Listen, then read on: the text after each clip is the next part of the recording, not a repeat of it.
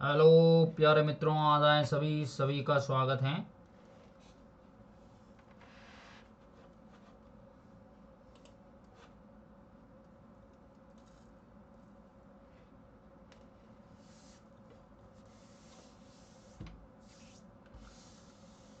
सभी मित्रगण जल्दी से थम्स अप कर दीजिए, फिर हम अपनी क्लास को शुरू कर रहे हैं। हम्म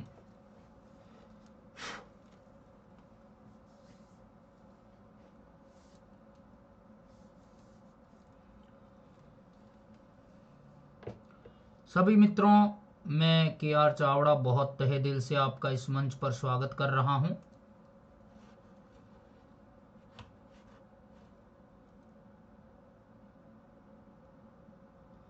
नमस्कार नमस्कार नमस्कार। आवाज आ रही है?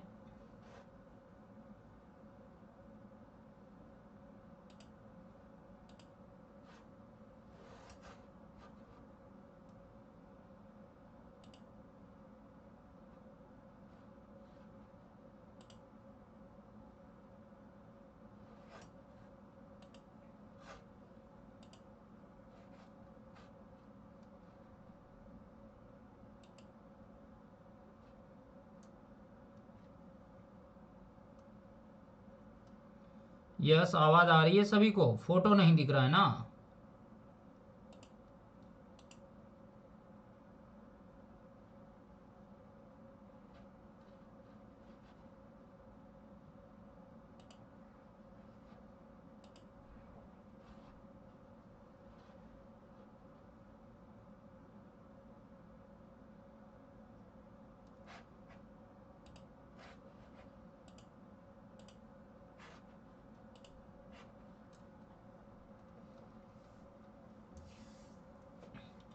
नमस्कार सभी मित्रों का, आ जाइए, स्वागत है अभी।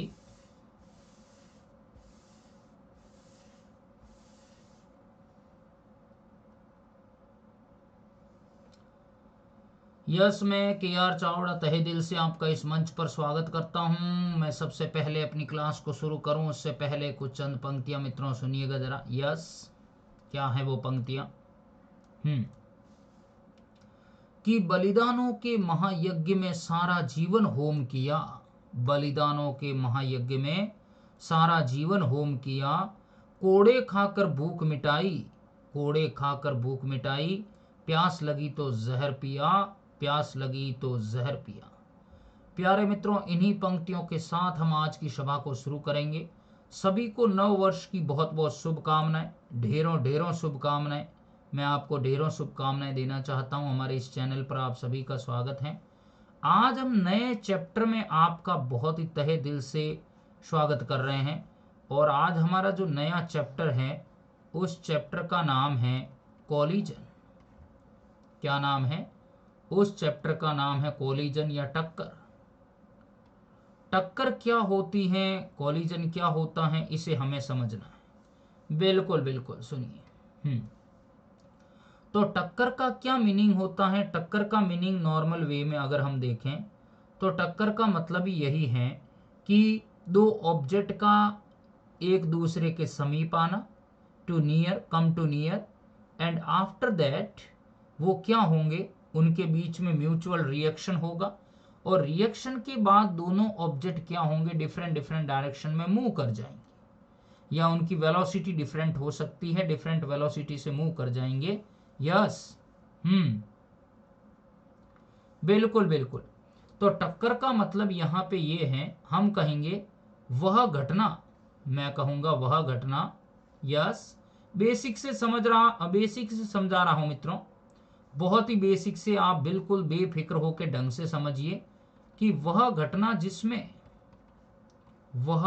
जिसमें जिसमें दो पिंडों के मध्य जिसमें दो पिंडों के मध्य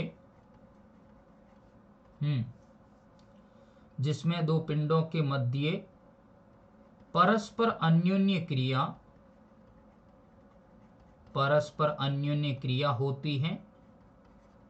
अभी इंग्लिश में भी लिखूंगा। परस्पर अन्योन्य क्रिया होती है एवं इस क्रिया के बाद एवं इस क्रिया के बाद या पश्चात, इस क्रिया के पश्चात दोनों पिंड या दोनों ऑब्जेक्ट अपनी भिन्न भिन्न दिशाओं में भिन्न भिन्न दिशाओं में भिन्न भिन्न दिशाओं में भिन्न भिन्न वेग से भिन्न भिन्न वेग से गतिशील होते। क्या आपको मित्रों ये बात समझ आई? गतिशील होते। यस, मैं समझाने वाला हूं भी।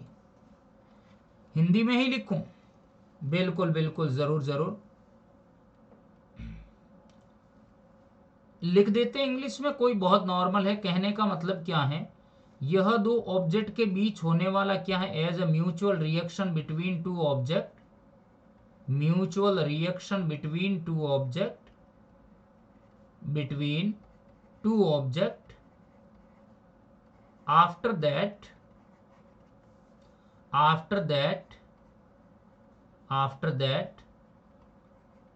both of the object move with different velocity,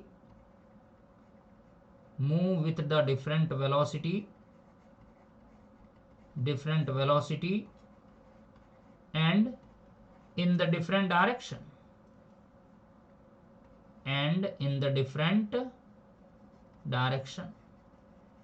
क्या इतनी बातें याद रहेगी? कोलिजन का क्या मीनिंग है? Hello hello hello friend, hello.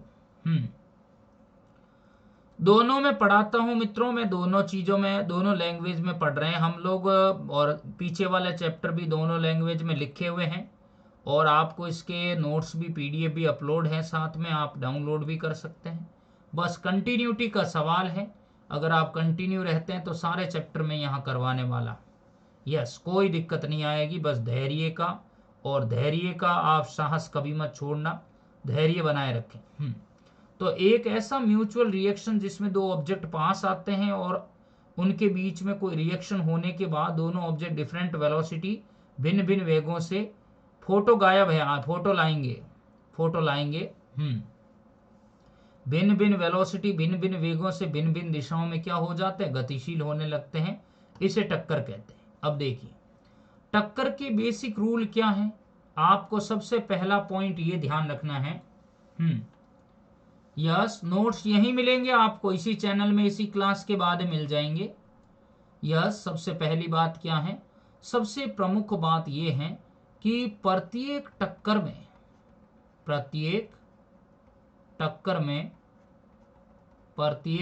में संवेग संरक्षित रहता है। क्या होता है? प्रत्येक टक्कर में संवेग संरक्षित रहता है। आपको आंखें बंद करके एक ही रूल लगाना है, in each collision momentum becomes conserved. In each collision momentum becomes conserved.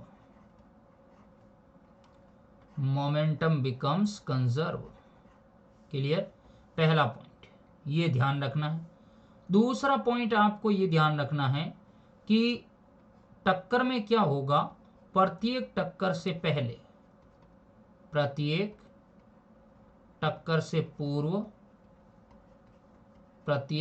से पूर्व दो पिंड क्या होंगे, पास आएंगे।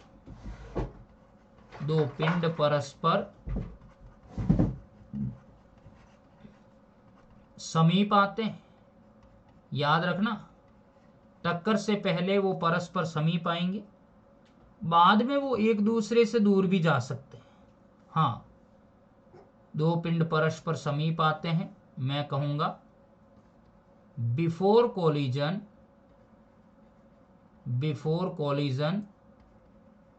To objects comes to near.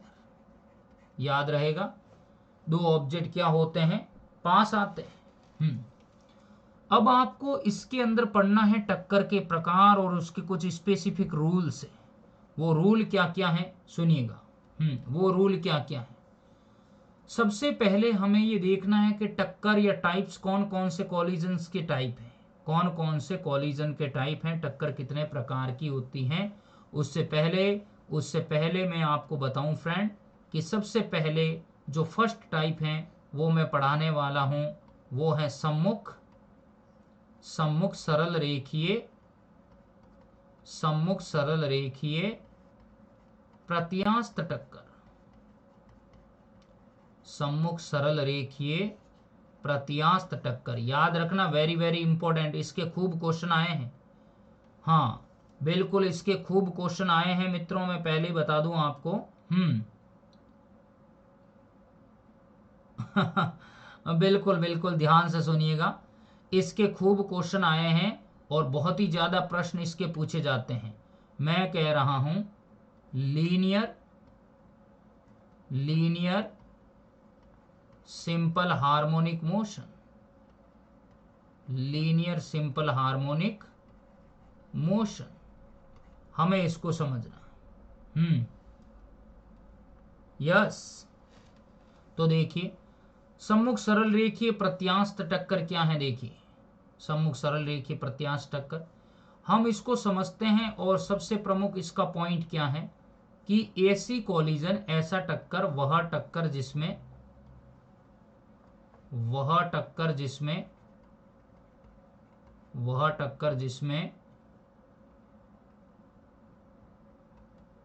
संवेग व गतिज ऊर्जा, संवेग व गतिज ऊर्जा दोनों ही संरक्षित रहते हैं। यही तो हमारी कला है। हम दूसरों की तरह नहीं कर रहे हैं, हम कैमरे को पढ़ा रहे हैं मित्र, कि वह टक्कर जिसमें संवेग व गतिज ऊर्जा दोनों ही संरक्षित होते हैं। कहने का मतलब यह है कि एक ऐसा मोमेंटम जिसमें एक ऐसा कॉलिजन जिसमें मोमेंटम और काइनेटिक एनर्जी दोनों कंजर्व रहते हैं, मैं कहूंगा the collision in which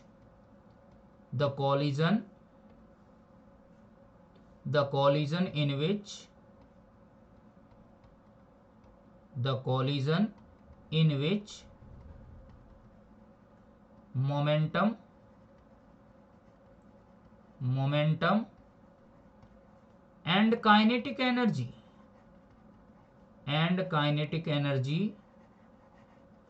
both are conserve। अगर दोनों कंजर्व रहती हैं तो उसे अपन क्या कहते हैं, सम्मुख सरल रेखीय प्रत्यास्थ टक्कर। बहुत बढ़िया है, बहुत बढ़िया है, बहुत बढ़िया, आप देखते रहें। यस समझते रहिए मित्रों। सम्मुख सरल रेखीय प्रत्यास्थ टक्कर, देखिए मैं आपको इसको डायग्राम के माध्यम से बता देता हूं कि इसमें कौन कौन सी घटनाएं होगी। ध्यान से समझिएगा।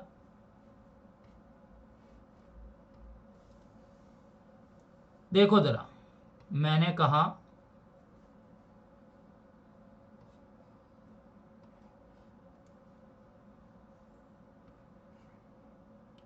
ये पहला ऑब्जेक्ट है और एक ये दूसरा ऑब्जेक्ट है। ये वही पहला ऑब्जेक्ट और ये बाद में दूसरा ऑब्जेक्ट। दिख रहा है सभी को। मैंने कहा इसका जो मास है, इसका जो द्रव्यमान है, इसका द्रव्यमान कितना है, m1 है, और इसका द्रव्यमान कितना, m2 है। मास है m1 एंड m2। ये दोनों के दोनों ऑब्जेक्ट हैं m1 और m2 लीनियर डायरेक्शन में डिफरेंट वेलोसिटी से मूव कर रहे हैं। एक रेखीय दिशा में कितने वेग से चल रहे हैं, पहला u1 वेग से बह रहा है और दूसरा u1 वेग से दौड़ रहा है। देखिए u1 और u2 वेग से दोनों लीनियरली मूव कर रहे हैं और मूव करते हुए इसने इसको कैप्चर किया, पकड़ के भजीड़। यस मुझे बताइए, ये इससे कोलॉइड कर रहा है तो सीधी सी बात है, इतना तो अपन समझ गए होंगे कि अगर ये इससे कोलॉइड कर रहा है तो m1 मास के पार्टिकल की स्पीड m2 वाले की स्पीड से ज़्यादा है तभी इसे कैप्चर कर पाएगा, रोक पाएगा, पकड़ पाएगा। और पकड़ने के बाद भजीड़, तो कहने का मतलब है u1 ग्रेटर देन u2 होगा तभी तो ये इसको पकड़ पाएगा, और पकड़ने के बाद में क्या होगा, इससे टक्कर कर पाएगा, कोलाइड कर पाएगा। Got it? तो देखो ये तो कंडीशन है मेरे पास बिफोर कोलिजन। तो बताइए मित्रों, क्या आपको ये समझ आया? क्या आपको इतना समझ आया कि यहां पे u1 बड़ा क्यों है u2 से? वाई? हेलो प्यारे मित्रों, बताइए, क्या इतना क्लियर हुआ? ओ मेरा भोला है भंडारी, करे नंदी की सवारी, शंभुनाथ रे शंकर नाथ रे, हे भोलेनाथ रे महादेवा हरे। Got it? तो ये है मेरे पास बिफोर कोलिजन। अब इनके बीच में क्या हुई? टक्कर हुई। ये m1 मास का पार्टिकल, टक्कर के बाद में कितना है इसका वेलोसिटी v1, ये m2 मास का पार्टिकल, टक्कर के बाद इसका स्पीड कितना है v2। बिल्कुल। तो अब मुझे बताओ, ये बिफोर कोलिजन है और ये मैंने कब लिखा है? ये आफ्टर कोलिजन। मित्रों, अगर किसी का कॉन्सेप्ट नहीं है, अगर किसी का कॉन्सेप्ट अधूरा है और कोई समझना चाहता है, तो ये वो फ्री मंच है जिसमें मैं आपको लिख लिख के एक एक पॉइंट समझा रहा हूं। बस धैर्य की जरूरत है। कोई रुके, कोई टिके, चाहे ना टिके, पर वही टिकेगा जिसके हौसलों में उड़ान है, और वही आगे बढ़ेगा जिसके पंख हैं और जो उड़ना चाहता है। यस। तो कहने का मतलब है इसकी वेलोसिटी हो गई v1, इसकी वेलोसिटी हो गई v2। तो ये तो हमारा हुआ एज ए सैंपल डायग्राम। अब देखो मैं क्या लिख रहा हूं।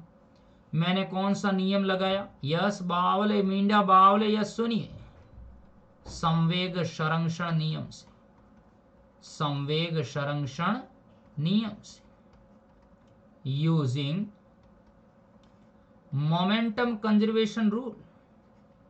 मैंने मोमेंटम कंजर्वेशन रूल फॉलो किया। अब आप सभी सोच रहे होंगे कि सर ये कोई डेरिवेशन करवाओगे क्या? इतने बड़े डेरिवेशन कराओगे? नहीं पगलों, मैं इतने लंबे लंबे डेरिवेशन नहीं कराऊंगा। जो हमारे एनडीए के अंदर क्वेश्चन आया हुआ है, जो डबल ए के अंदर क्वेश्चन आया हुआ है, मैं सिर्फ उसके रेस्पेक्ट में पढ़ाऊंगा, उन्हीं के संबंधित में बातें करूंगा। देखिए, मैंने मोमेंटम कंजर्वेशन रूल अप्लाई किया। क्या है? नमस्कार नमस्कार नमस्कार। यस, मोमेंटम कंजर्वेशन रूल कैसे अप्लाई हुआ देखिए जरा ध्यान से। क्या होगा? हाँ, मैं कहूं after collision, after collision is equals to before collision. टक्कर से पहले और टक्कर के बाद। तो आफ्टर कोलिजन कितना है राजा? m1v1 plus m2v2। और before collision yes m1u1। Hello hello hello hello. Yes मित्रों, m2u2। क्या फ्रेंड को समझ में आया? हेलो। डायग्राम देखो आप, देखो ये m यहां पे कौन बड़ा है? जब ये इससे कोलॉइड करता है तो u1 बड़ा है u2 से, और जब ये इससे कोलॉइड करेगा तो सीधी सी बात है v2 बड़ा होगा v1 से, v2 बढ़ जाएगा v1 से। सब होगी बावले इंसान, तो भगवान पे भरोसा रखो मित्रों। यस। तो क्या आपको इतना समझ आया फ्रेंड कि m1v1 प्लस m2v2 बराबर m1u1 plus m2u2? Very simple, very simple, very simple. Yes. सरसों से भरे खलियान, जहां मैं लौट के भंगड़ा पा न सका, आबाद रहे मेरा गांव, जहां मैं लौट के घर को जा न सका।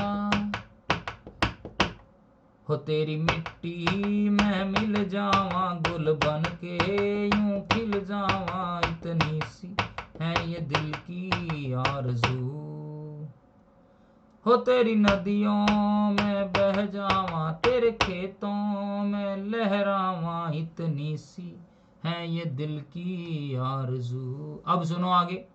ये मैंने इक्वेशन नंबर के नाम दे दी भाई, ये इक्वेशन के है। थैंक यू सभी मित्रों, थैंक यू। यस, आगे देखिए, आगे मैंने क्या लिखा, यांत्रिक ऊर्जा या गतिज ऊर्जा संरक्षण से, देखो एक ही बात है, गतिज ऊर्जा संरक्षण से, गतिज ऊर्जा संरक्षण से क्या लिखा है मैंने, कुछ एक बेसिक पॉइंट है, ध्यान से समझना। Using kinetic energy, using kinetic energy conservation law. क्या होगा देखो, मैंने भी आफ्टर पहले लिखा है, बिफोर बाद में है, कोई बात नहीं, इसी फॉर्मेट में लिख देता हूं। ये तो हो गया बाद वाली, half m1v1 square half m2v2 square बराबर क्या होगा। संतोष जी 11th वाला नहीं है, पर हमें अलग तरीके से पढ़ना है, हमें अलग तरीके से पढ़ना। देखिए अभी मैं बता रहा हूं,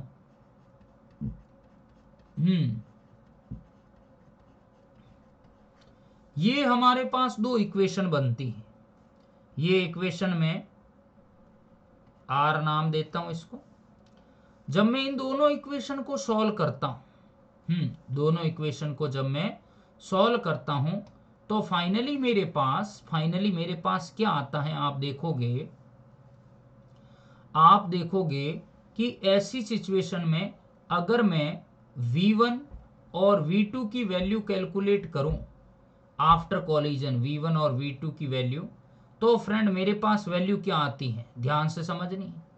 V1 की वैल्यू आ रही है 2m2u2 plus u1 m1 minus m2 upon m1 plus m2।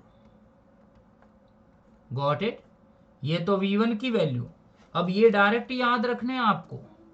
और V2 की वैल्यू क्या आ रही है, 2m1u1 plus u2 m1 minus m2 upon m1 plus m2। यहां से एक प्रश्न आया है, और वो प्रश्न बहुत ही तहलका मचा रहा है। प्रश्न क्या है, क्वेश्चन क्या है, मैं अभी बता रहा हूं, मैं अभी क्वेश्चन पे डिस्कस कर रहा हूं। तो क्या आपको ये u1 और u2 याद रह जाएंगे। इन दो इक्वेशनों को सॉल्व करने के बाद में आते हैं, ये बातों से नहीं आते मित्रों, अपन को डायरेक्ट ये फॉर्मूले याद रखने के बाद हमें आगे बढ़ना है। क्या रूल है, क्या रूल है, सुनिए। मैं कहूं जैसे,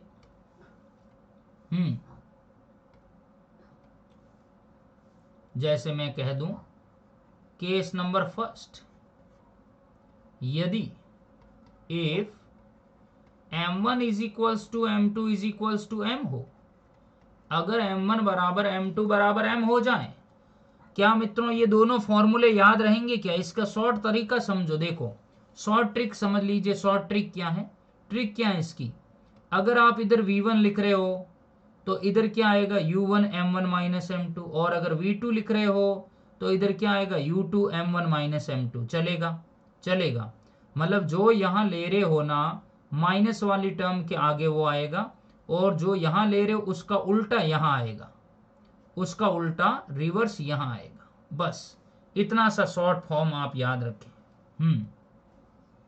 तो अब देखो, ऐसी सिचुएशन में अगर m1 बराबर m2 बराबर m हो जाए तो क्या हो जाएगा, देखिए v1 is equals to yes two m u2 बल्ले बल्ले यस बल्ले बल्ले यस बल्ले बल्ले m माइनस m बराबर क्या मिलेगा मुझे, m प्लस m। ध्यान से समझ लो, ये मौका नहीं आएगा बाहर, बार बार मौका नहीं मिलेगा। v1 is equals to 2mu2, ये क्या मिल गया मुझे 0, ये क्या मिल गया मुझे 2m, बचीड़ बचीड़। v1 इज इक्वल्स टू क्या आया मेरे पास u2।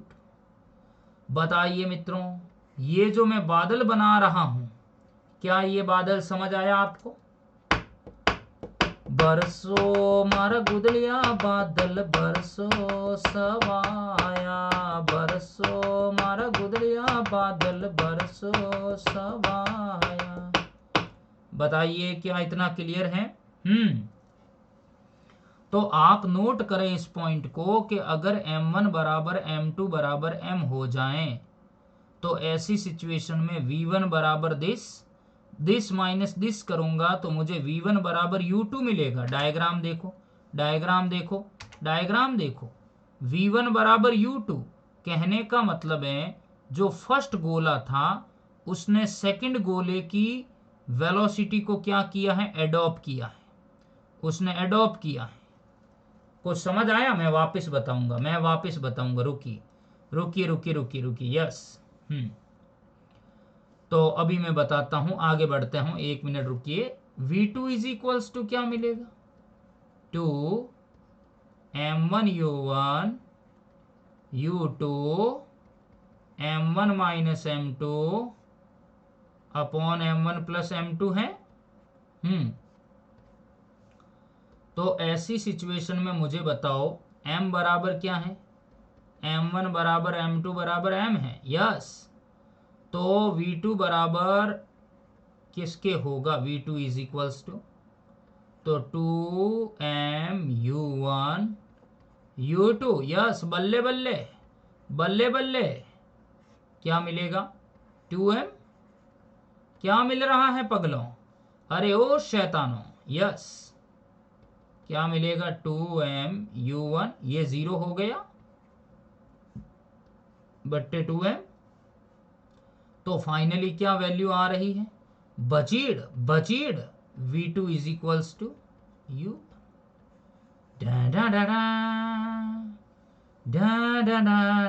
या सुनिए, मैं समझाता हूं, मैं समझा रहा हूं ये क्वेश्चन कैसे आया हुआ है। मैं आपको एक्सप्लेन कर देता हूं ये क्वेश्चन कैसे आया हुआ है और कितनी बार आया हुआ है। एक बार नहीं, 3 से 4 बार पूछा गया है।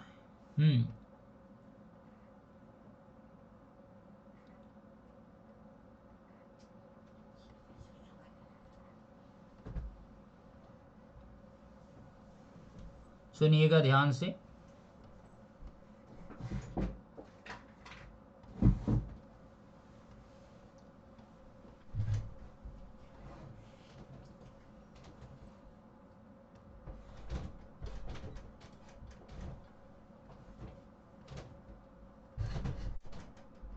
देखो अब हुआ क्या? हुआ ये कि ये चल रहा था, ये भी चल रहा था, ये दोनों चलते चलते भिड़ गए, भजीड़ भजीड़ भजीड़, और ये भी चल रहे हैं। ऐसी सिचुएशन में क्या हुआ? ये m1 था, ये u1 था, ये m2 था, ये u2 था, क्लियर। और यहाँ u1 ग्रेटर देन u2 था, और यहाँ पे क्या हुआ? ये m1 था, ये v1 था, और ये क्या था? m2 था, और ये v2 था, और इनके बीच में क्या हुआ? कॉलिजन हुआ। अब मेरी बात सुनो जरा। आपने ये देखा कि अगर मास इक्वल है, अगर दोनों ऑब्जेक्ट के मास इक्वल हो जाते हैं तो v1 बराबर u2 है। v1 कहाँ है? ये रहा। u2 कहाँ है? ये रहा। यस यस, ये रहा। कहने का मतलब है जो सेकंड ऑब्जेक्ट है वो फर्स्ट ऑब्जेक्ट की वेलोसिटी गेन कर लेता है, और जो फर्स्ट ऑब्जेक्ट हैं वो सेकंड ऑब्जेक्ट की वेलोसिटी गेन कर लेता है। यह क्वेश्चन इस तरह से पूछा गया है कि वेलोसिटी क्या हो गई? इंटरचेंज। वेलोसिटी क्या हो गई? इंटरचेंज। दोनों पिंडों के वेग क्या हो गए? दोनों वेग परस्पर क्या हो गए? वेग परस्पर बदल जाते हैं, वेग परस्पर बदल जाते हैं। क्या आपको ये लॉजिक समझ आया? ये फ्रेंड प्रश्न कई एग्जाम में आया हुआ है कि कौन सा वो कॉलिजन है, उस टक्कर का नाम क्या है, वो कॉलिजन कौन सा है जिसमें दो ऑब्जेक्ट की स्पीड जो है वो इंटरचेंज हो जाती है, दो ऑब्जेक्ट अपनी स्पीड को स्वैप कर लेते हैं, इंटरचेंज कर लेते हैं, एक्सचेंज कर लेते हैं। कहने का मतलब है ये कहने का मतलब है एक व्यक्ति अपना हाथ दूसरे के हाथों में दे देता है और दूसरा व्यक्ति अपना हाथ पहले के हाथों में दे देता है। तो इस तरह से दोनों के हाथ तो वही रहे पर वेलोसिटी चेंज हो जाती है। क्या फ्रेंड इतना आया समझ में? यस। ए देश मेरे तू जीता रहे, तूने शेर के बच्चे पाले हैं, एक लाल हुआ कुर्बान तो क्या 100 लाल तेरे रखवाले। हाय तेरी मिट्टी में मिल जावा, गुल बन के यूं खिल जावा, इतनी सी है ये दिल की आरज़ू। मित्रों, अगर आपको समझ आया हो, अगर आपके ये कॉन्सेप्ट दिमाग में चढ़ा नहीं, जहन में अगर बस गया है, तो कृपया आप थम्स अप जरूर कर दें। एक बार थम्स अप जरूर कर दीजिए। यस, कीजिए थम्स अप जब मिल बैठेंगे हम सब।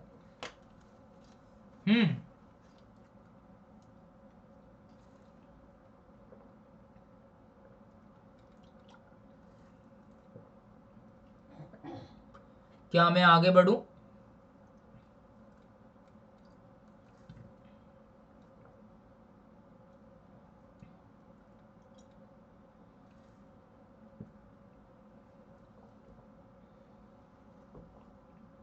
क्या मैं आगे बढ़ूं फ्रेंड? यस।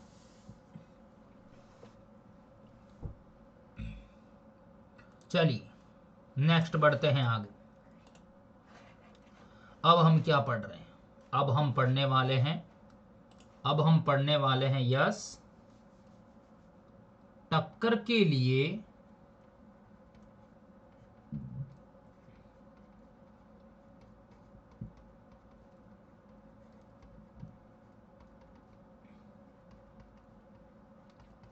न्यूटन का नियम। हम कहेंगे न्यूटन्स लॉ फॉर कॉलिजन। बहुत इंपॉर्टेंट है ये, और इसमें से एक क्वेश्चन आपको, आप जो भी एग्जाम जब भी दोगे 100% आपको मिलेगा। Newton's law for the collision, Newton's law for the collision. Yes, क्या है न्यूटन्स लॉ? सुनिएगा। न्यूटन्स लॉ ये कहता है, न्यूटन्स लॉ या सुनिएगा,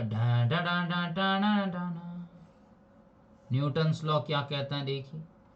न्यूटन्स लॉ ये कह रहा है कि जैसे ये दो ऑब्जेक्ट अभी अपन ने लिए, मतलब ये रूल क्या कहता है मैं लिख देता हूं कि टक्कर के पश्चात पिंडों के वेगों का अंतर, टक्कर के पश्चात पिंडों के वेगों का अंतर, यस, पिंडों के वेगों का अंतर टक्कर के पूर्व व टक्कर के पूर्व पिंडों के वेगों का अंतर, पिंडों के वेगों के अंतर के अनुपात के तुल्य होता है। टक्कर के पूर्व पिंडों के वेगों, टक्कर के पूर्व पिंडों के वेगों का अंतर, पिंडों के वेगों का अंतर का अनुपात, अंतर का अनुपात एक नियतांक होता है। अनुपात एक नियतांक होता है। ये मित्रों ध्यान से समझना, एक प्रश्न आएगा 100% sure, sure and sure friend, sure and sure. क्या है रूल? क्या है देखिए, रूल क्या है? The ratio of velocities,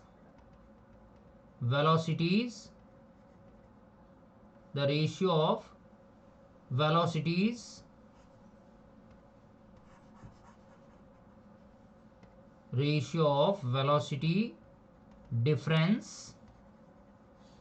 velocity difference after collision, ratio of velocity difference after collision and before collision, and before collision becomes constant,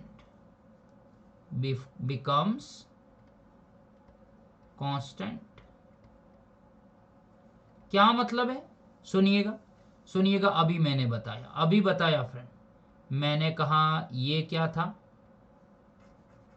ये क्या था फ्रेंड, देखिए, यस, ये देखिए, ये था मेरे पास m1 मास का पार्टिकल u1 वेग से, ये था m2 मास का पार्टिकल u2 स्पीड से, ये m1 है आफ्टर कॉलिजन v1 से v2 से।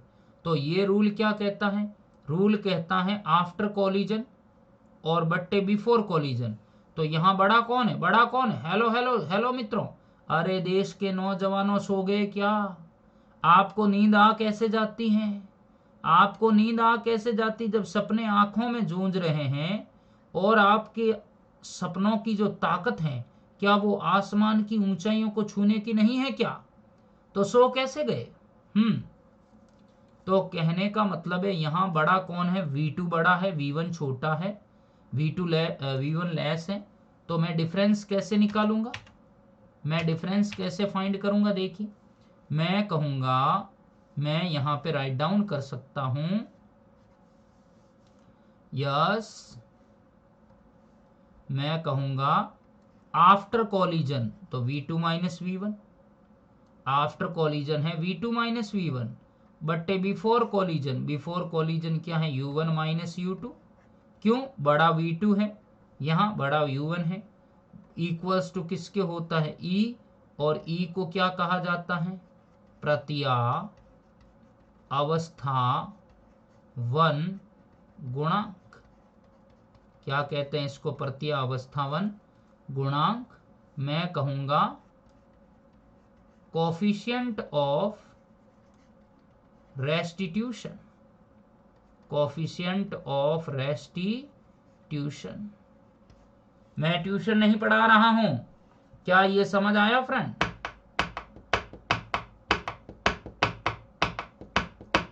आँखियों के झरोखों से मैंने देखा जो सांवरे,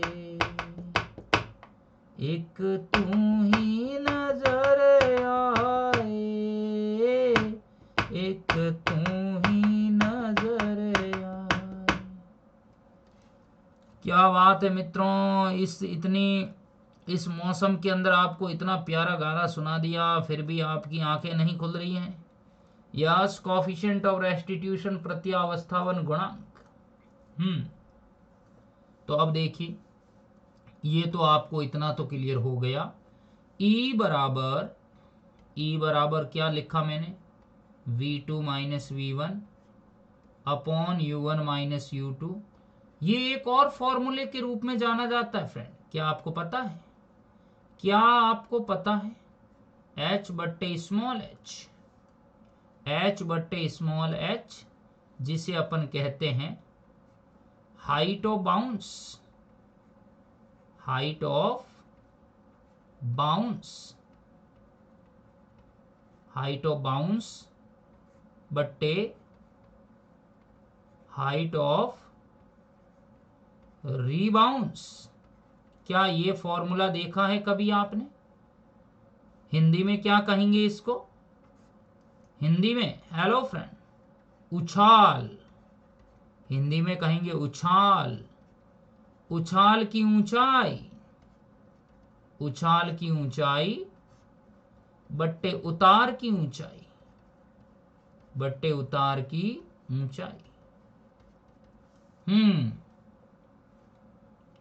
तो सुनिएगा मेरी बात, कहने का मतलब है कि एक ऑब्जेक्ट है, एक ऑब्जेक्ट यहां से मान लो कैपिटल H हाइट तक ऊपर चढ़ता है, कैपिटल H हाइट तक ऊपर चढ़ता है और यहां से ये स्मॉल h हाइट तक नीचे उतर जाता है।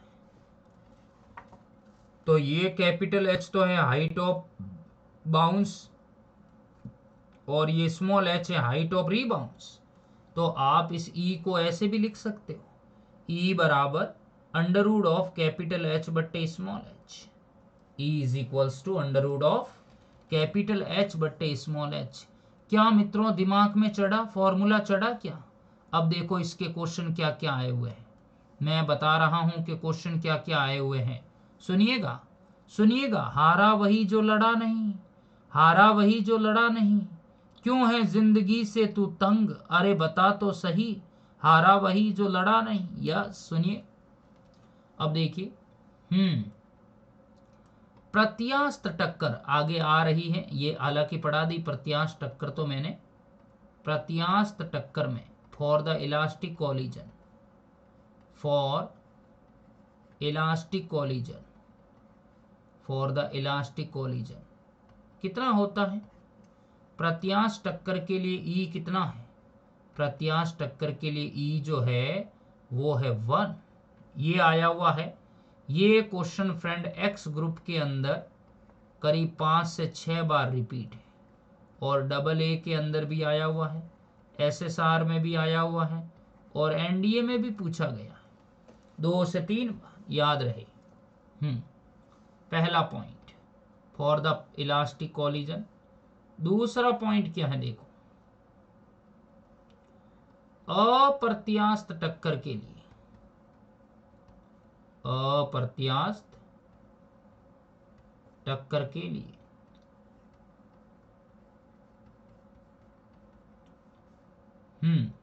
इसमें क्या होगा? फॉर इन इलास्टिक कॉलिजन,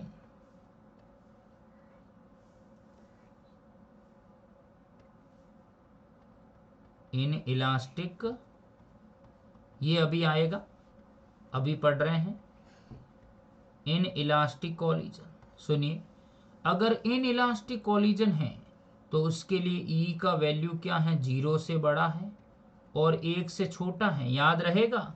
आए हुए क्वेश्चन है, सबके सब आए हुए क्वेश्चन है मित्रों। आज नहीं पढ़ोगे तो कल पढ़ना पड़ेगा, पढ़ना तो पड़ेगा।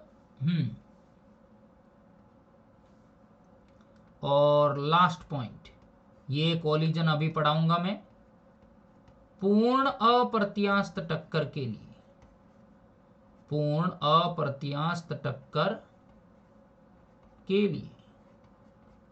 अगर मैं कहूं फॉर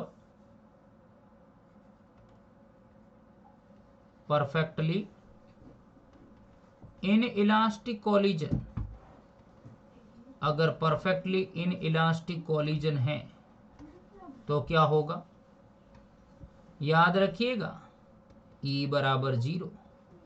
ये जो मित्रों मैं बादल बना रहा हूं, ये भी एक्स ग्रुप के अंदर 3 से 4 बार रिपीट है, और एसएसआर में भी आया हुआ है, डबल ए में भी आया हुआ है, और एनडीए में भी आया हुआ है। अब बताओ मेरी जान लोगे क्या? क्या मेरी जान लोगे मित्रों? हेलो। बरसो मारा गुदलिया बादल, बरसो सवाया, बरसो मारा गुदलिया बादल, बरसो सवाया। यस, ये बातें याद रखनी है आपको। Got it? ये दोनों ही पॉइंट अपने आप में बहुत इंपॉर्टेंट है, इतनी सारी बातें क्लियर होनी चाहिए।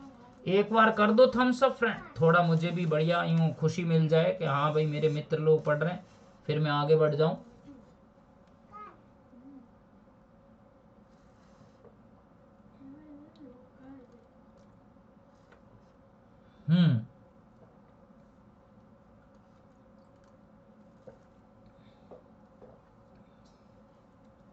चलिए मैं आगे बढ़ता हूं। यस, अब सुनिए फ्रेंड, अब मैं आपके सामने कुछ लेके आ रहा हूं प्रश्न में हम पढ़ने वाले हैं, टक्कर के कुछ प्रश्न करेंगे, तो आप सावधान हो जाएं, जल्दी से कमर बेल्ट बांध लो क्योंकि धमाका होने वाला है, धमाका होने वाला है। मुझे पता है काफी लोगों की दिक्कत होगी, क्वेश्चन में गायब होना शुरू हो जाएंगे। यस,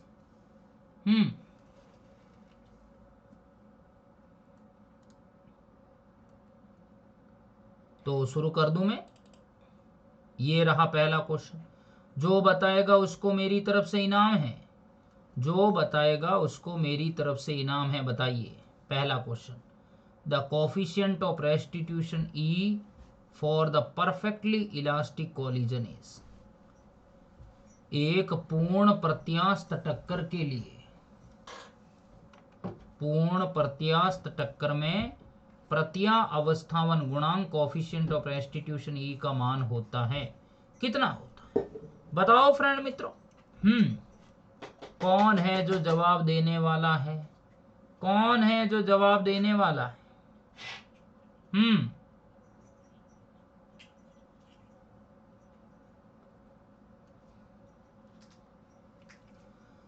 कंफ्यूजन है अभी भी? अरे फ्रेंड इसमें क्या है, बहुत साधारण। देखो इसमें बोल दिया है परफेक्टली इलास्टिक। अब इलास्टिक तो है पर परफेक्टली इलास्टिक है, तो सीधी सी बात है फ्रेंड, परफेक्टली इलास्टिक का मतलब क्या है? ई बराबर 1 है उसके लिए। कहाँ है? Right option A. ए 0 किसके लिए होता है? परफेक्टली इन इलास्टिक के लिए।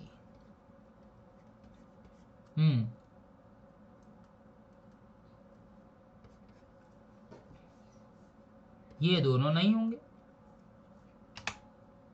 Got it?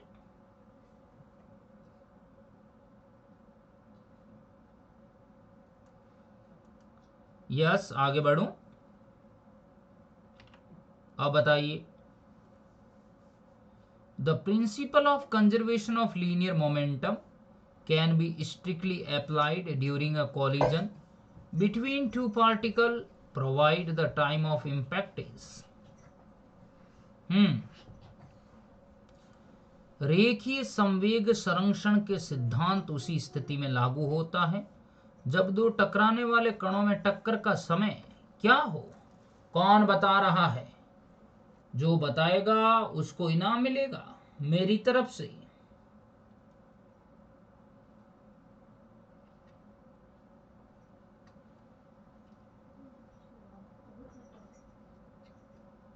चलूं आगे?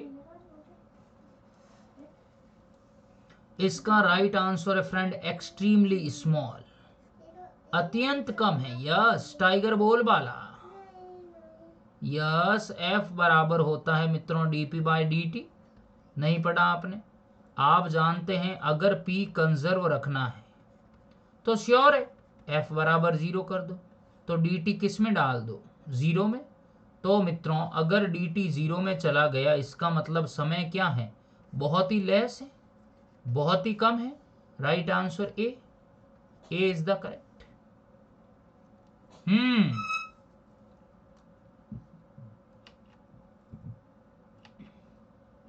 बताइए,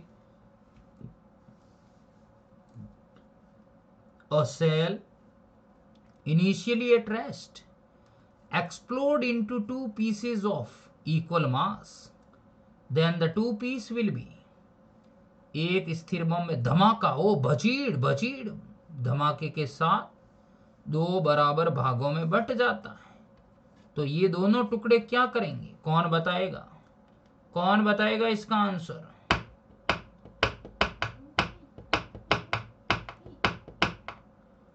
कौन दिशा में लेके चला रे बटोहिया, कौन दिशा में लेके चला रे बटो। ठहर ठहर। यस, नहीं आया, अभी भी नहीं जम रहा है। अरे एक बॉम्ब है, बॉम्ब अचानक धमाके के साथ दो बराबर भागों में बराबर टुकड़ों में बंट जाता है, टूट जाता है। Yes tiger don't. सुनिएगा क्या मतलब है, देखिए ये बॉम्ब है और ये दो पार्ट में डिवाइड हो गया। ये मान लो m था और इनिशियली रेस्ट में था 0, ये भी m है, ये भी m है, और इसकी वेलोसिटी u1 है, इसकी वेलोसिटी u2 है। लगा दो मोमेंटम कंजर्वेशन रूल, क्या मिलेगा? पहले वाला बराबर बाद वाला, क्या मिल गया? mu1 प्लस mu2 बराबर 0। क्या मिलेगा? mu1 minus mu2। Yes, बजीड़ बजीड़ u1 बराबर माइनस u2। इससे क्या पता चला? इससे ये पता चला इससे ये पता चला कि दोनों की वेलोसिटी बराबर है, बट है ऑपोजिट। तो मैं कहूँगा विपरीत दिशा में समान वेग से, move with the same velocity but in opposite direction, C is the correct. Clear है? कॉन्सेप्ट क्लियर हुआ?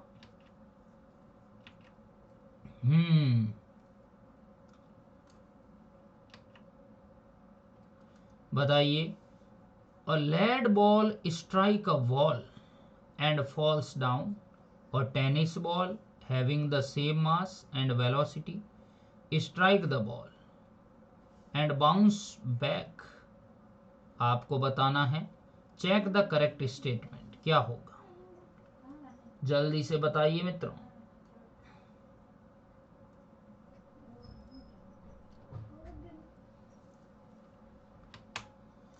एक शीशे की गेंद हो, शीशा हो या दिल हो, आखिर टूट जाता है, टूट जाता है, टूट जाता है। बताइए फ्रेंड, एक शीशे की गेंद है, दीवार से टकराई, बेचारी नीचे गिर गई। उसी द्रव्यमान की टेनिस की गेंद है, उसी दीवार से टकराई, पीछे उछलती है, बाउंस होती है। कौन सा statement correct? Check the correct statement. बताना है।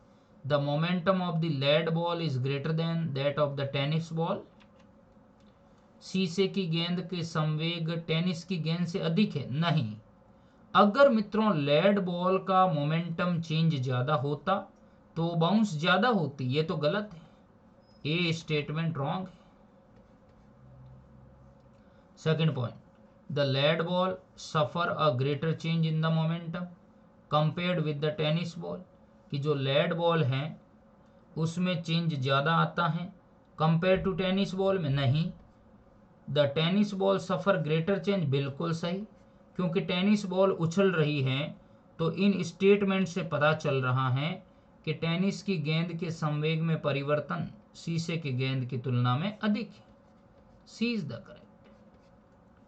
क्या इतना समझ आया फ्रेंड? Hello friend.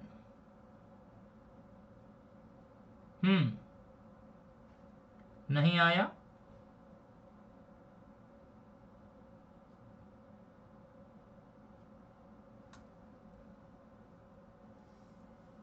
चलो आगे।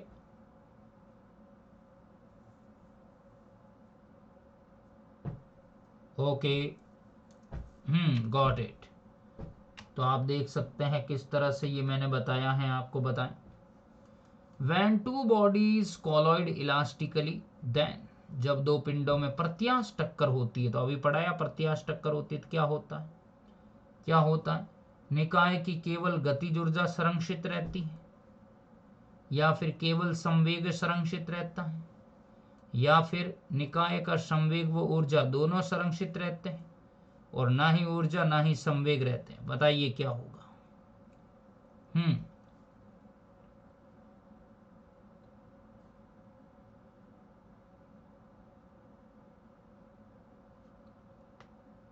कौन बताने वाला है? देखो, अगर दो ऑब्जेक्ट हैं उनके बीच में इलास्टिक कॉलिजन हो रहा है, तो इलास्टिक कॉलिजन में मैंने क्या बोला?